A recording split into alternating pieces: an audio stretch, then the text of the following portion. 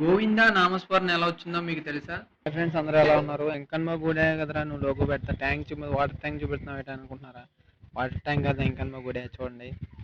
ఈరోజు నేను శనివారం అని చెప్పేసి వెంకన్న గుడికి వచ్చాను. దట్టు రక్షాబంధన్ ఒకటి అమ్మాయిలు కూడా ఎక్కువగా వచ్చారు. జనరల్గా మనం గుడికి వెళ్ళేది అమ్మాయిల గురించి అనుకోండి, కానీ నేను అమ్మాయిల గురించి వెళ్ళలేదు. ఈరోజు దేవుని చూడడానికైతే వెళ్ళాను. చూడండి మా ఊళ్ళో ఉన్న వెంకన్న బాబు అయితే ఎంత అద్భుతంగా ఉన్నాడు చూడండి ఒకసారి.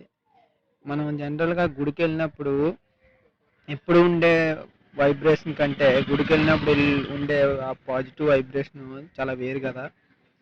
మనం జనరల్గా ఎప్పుడు ఉండే గుడి దగ్గరికి వెళ్ళే కంటే కొండ మీద ఉన్న కనుమబాబు గుడి దగ్గరికి వెళ్ళడం వల్ల చాలా మంచి పాజిటివ్ వైబ్రేషన్ వస్తుంది.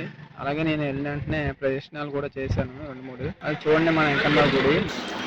కలియుగ వెంకన్న బాబుని గోవిందా అని ఎందుకు పిలుస్తారో మరొక షార్ట్ వీడియో చేశాను, కంపల్సరీ చూడండి, కింద లింక్లో పెడతాను.